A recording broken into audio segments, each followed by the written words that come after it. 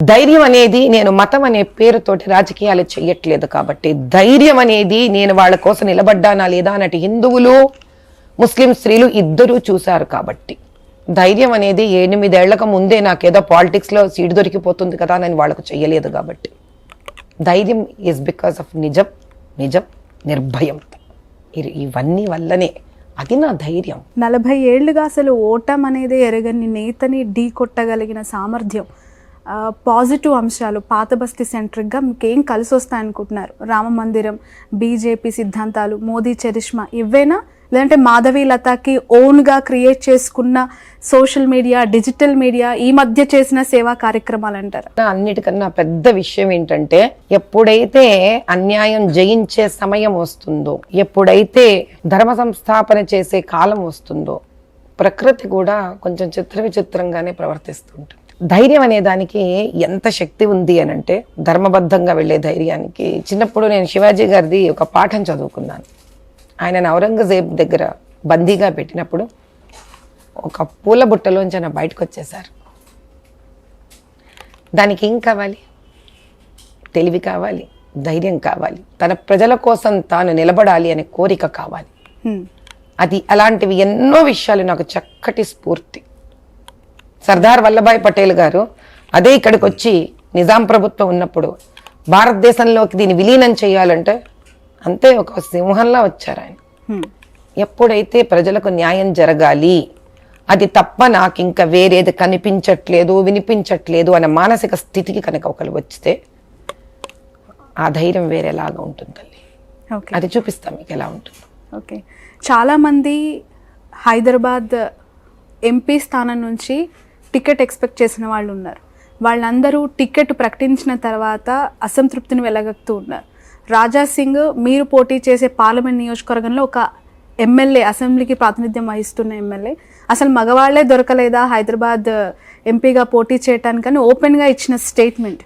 మరో మహిళా నేత ఇంతకాలం పార్టీలో ఉన్నాను, తిరుగుతున్నాను, నన్నెందుకు కన్సిడర్ చేయలేదు అంటున్న యమునా పాఠక్, ఇలా చాలా మంది ఉన్నారు. ఎలా చూడాలి దీన్ని? కుటుంబంలో ఒక చిన్న అలా వచ్చి ఇలా మాధవి గారు టికెట్ ఎగరేసుకెళ్ళిపోయారా? ఇలా మీరు అంటే మీకు ఆనందాన్ని కలగజేస్తూ ఉంటుందని నాకు తెలుసు. కానీ నేననేది ఏమిటి అని అంటే, పార్టీ అనేది ఒక కుటుంబం లాంటిది తల్లి. మన ఇళ్లల్లో కూడా మన కుటుంబంలో కూడా ఎన్నో కలహాలు ఉంటాయి. ఈ మాత్రం కలహం ఒక కుటుంబంలో లేదా? ఈ మాత్రం కలహం స్నేహితుల మధ్యలో లేదా? ఈ మాత్రం కలహం మన ఉద్యోగం చేసే చోట లేదా? ఆ మాత్రం కలహమే పార్టీలో కూడా ఉందనుకోవచ్చు. ఇది ఓకే. ఒక కుటుంబంలో అన్నదమ్ములు అక్క చెల్లెళ్ళు ఉన్నాక ఏదో రకమైన మాటలు అనుకోవడం చాలా సహజమైన విషయమే. నేనేం దాన్ని మనసుకు తీసుకోవట్లేదు, దాని గురించి ఆలోచించాలి అని కూడా నేను అనుకోవట్లేదు. రేపు మేము అందరం కలిసి మళ్ళీ పనిచేస్తాము, దిగ్విజయాన్ని మీ అందరికీ చూపిస్తాము.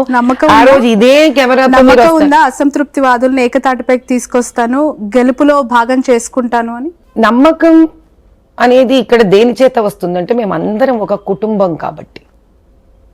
ఈరోజు నన్ను భాజపా పార్టీలోకి తీసుకున్నాక నేను భాజపా పార్టీ కుటుంబ సభ్యురాలను అయ్యాను. కుటుంబ సభ్యురాలు ఎప్పుడూ కుటుంబం కోసమే ఆలోచించాలి. వాళ్ళు అలిగా నాకు ఇబ్బంది లేదు, వాళ్ళు అలక తీరడం నాకు ఆనందమైన విషయం. వాళ్ళు రావాలి అని నేను కోరుకుంటాను. మీరు వెళ్తారా మాట్లాడించడానికి? కలుస్తారా? వెళ్ళి మీ ముందు డయల్ చేస్తారా? ఇప్పుడు మాట్లాడతారు. రాజా సింగ్ గారికి కాల్ చేయండి. కావాలంటే మాట్లాడతాం, తప్పే ఉంది అందులో. చూద్దాం, మా కాల్ లిఫ్ట్ చేస్తారేమో. Seriously I don't mind.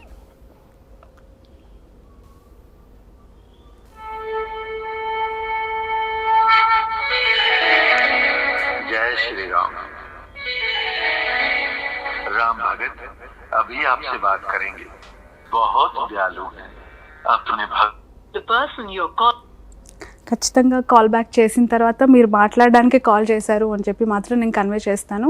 But మీరు అలా అనటం మాత్రం చాలా గొప్ప విషయం. ఎందుకు అంటే యాక్సెప్టెన్సీ ఈజ్ ద రియాలిటీ. ఖచ్చితంగా అంటే అమ్మ, నేను మాతృస్థానంలో ఉన్న వ్యక్తిని తల్లి కాబట్టి, ఒక తల్లికి తన వాళ్లను, ఒక అక్కగా తన వాళ్లను నా వాళ్లే కదా అనుకొని చిరునవ్వుతో ముందుకు వెళ్ళిపోవడమే ఒక స్త్రీకి ఉన్న ప్రప్రదమైన ధర్మం. నేనది నిర్వర్తిస్తున్నాను. ఇప్పుడున్న సమయం మనం ఇటువంటి వాటి కన్నా కూడా కాన్స్టిట్యుయెన్సీలో ఏం పని చేయాలి, ఎలా పని చేయాలి అనే దాని మీద ఆలోచించడం, ముఖ్యమైన విషయం ఏమోనని నా ఉద్దేశం. రైట్. బీజేపీ అంటే సిద్ధాంతపరంగా చాలా స్ట్రిక్ట్గా ఉంటుంది. సంఘ్, ఆర్ఎస్ఎస్ లేదంటే బీజేపీ కండువాకి ఉన్న గొప్పతనం వివరిస్తూ అనేక కార్యక్రమాలు, యాక్టివిటీస్ అనేవి ఒక లైక్ ఇట్స్ హోంవర్క్ కదా. చాలామంది టికెట్ ఎక్స్పెక్ట్ చేసినా ముందు ఇక్కడ పార్టీలో పనిచేయాలి, ఆర్ఎస్ఎస్లో సభ్యులుగా ఉండాలి, సో అండ్ సో చాలా ఉంటాయి. దానికి ఒక ప్రతి స్టెప్ 1, 2, 3 అనే ఉంటుంటాయి.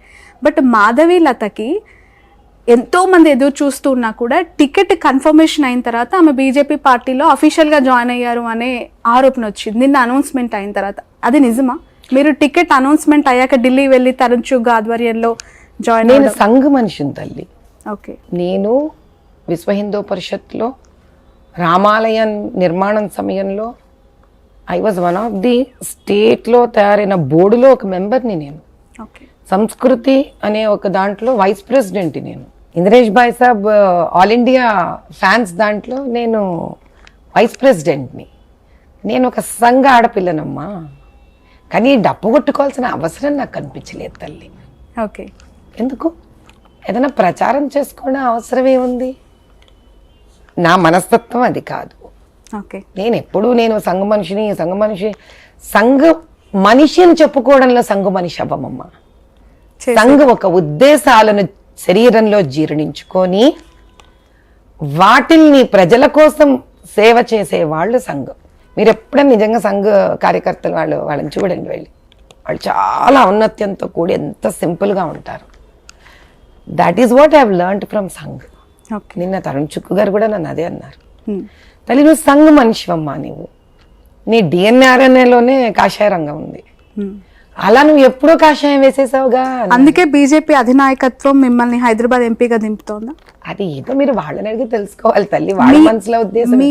నా ఉద్దేశం ఏమిటి అని అంటే, ధర్మబద్ధంగా పనిచేస్తున్ని ధైర్యంగా ఉన్న ఒక స్త్రీకి, బహుశా వాళ్ళు ఆల్రెడీ ఒక రిజర్వేషన్ మొదలు పెట్టాలని ఒక ఆలోచనలో కూడా ఉన్నారు కాబట్టి ఈ విధంగా వాళ్ళు ఒక అవకాశం ఇద్దామని కూడా ఉండిండొచ్చు కదా. వాళ్ళ ఉద్దేశాలు ఏమున్నాయో అధిష్టానంలో కూర్చున్న వాళ్ళది ఉండొచ్చు. మీరు చూలనాలో నేను అన్ని చూలు అంటాను ఇక్కడ. కానీ ఒకటి, నన్ను నమ్మి నా శక్తిని, నా కార్యశీలతను నమ్మిని వాళ్ళు నాకు సీట్ ఇచ్చినందుకు నేను ఆ కుంఠిత దీక్షతో 100% కష్టపడి నేను చేసే కర్తవ్యం నేను చేస్తాను. బట్ పాత బస్తీ వార్ అనేది ఒక యుద్ధంతో పోలుస్తున్నారు. అది హిందూ ముస్లింల ఫైట్గా అభివర్ణిస్తున్న వాళ్ళకి మీరిచ్చే ఆన్సర్ ఏంటి? ఎందుకు అంటే 22 లక్షల మంది ఓటర్లు ఉన్న పాత బస్తీ హైదరాబాద్ ఎంపీ స్థానానికి సంబంధించి మెజారిటీ ఆఫ్ ద హిందువులు వర్సెస్ ముస్లింలుగా ఈ ఎలక్షన్, ఈ స్థానం ఉండబోతుంది అనేవారికి. నా ఉద్దేశంలో ఇది అభివృద్ధి చేయకుండా వెనకబడిన పరిస్థితులను కల్పించిన 40 ఏళ్ల పాలనకు వర్సెస్ అభివృద్ధిని వాళ్లకు అందించాలనుకుంటున్న భాజపా పార్టీ ఫేస్గా అలాంటి యుద్ధం అని చెప్తాను. నెక్స్ట్, ఎక్కడైతే ప్రజలకు 40 ఏళ్లగా ఎటువంటి న్యాయమో ధర్మమో జరగలేదో అటువంటి దానికి వర్సెస్ న్యాయము ధర్మము ఇవ్వాలనుకుంటున్న ఒక భాజపా పార్టీలో ఉన్న అవకాశం సీటు రూపంలో ఇచ్చిన వారితో అంటాను, ఇది మత కలహం కాకూడదు. కానీ కమ్యూనిటీ వైజ్గా చూస్తే ముస్లింలకి ఎక్కువగా సపోర్ట్ చేస్తారు అనే రియాలిటీ యాక్సెప్ట్ చేయాల్సి ఉంటుందేమో. ఎందుకు అంటే పోటీ చేసిన ప్రతిసారి అసద్ గెలుస్తూ వస్తూ ఉన్నారు, ఆ స్థానంలోంచి మీరు దిగుతూ ఉన్నారు. ఇప్పుడు ఆ సపోర్ట్ ఎట్లా ఉంటుంది? ఎందుకు అని అంటే ఇంతకాలంగా వాళ్ళు రకరకాల విధి విధానాలను అవలంబించి పోటీలో నిలబడుతూ గెలుస్తూ ఉన్నారు. ఆ విధి విధానాలకు ఈసారి మనం కూడా కళ్ళం వేస్తాము పక్కా. రైట్. బీఆర్ఎస్ అభ్యర్థిని ఒకవేళ నిలబెట్టినా నిలబెట్టకపోయినా వాళ్ళ సపోర్ట్ అనేది అక్కడ ఏఐఎంఎంకి ఉంటుంది అనేది ఒక వార్త తెలుస్తోంది.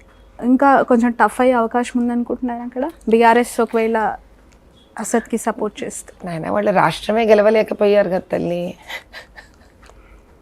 చూద్దాం. ఓకే. కాంగ్రెస్ పార్టీని కూడా ఒక ముస్లింని బరిలోకి దించే ఆలోచన చేస్తోంది. దేశమంతా ఇక మోదీ గాలి అయిపోయింది, ఆ చరిష్మా లేదు, రాహుల్ రాబోయే దేశానికి ప్రధాని అని చెప్పి ఈ వార్తలు వస్తూ ఉన్నాయి. ఎలా చూస్తున్నారు దీన్ని? కాంగ్రెస్ వేవ్ స్టార్ట్ అయింది, అది హైదరాబాద్ ఎంపీ స్థానం నుంచే స్టార్ట్ అవబోతుంది అని.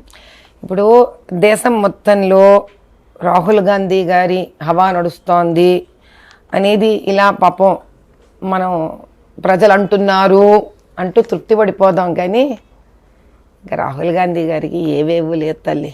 ఇన్నేళ్ళు తెచ్చుకోలేని వేవు పాపం ఈరోజు ఎక్కడిని తెచ్చుకుంటారు వారు మాత్రం. అదా అయ్యే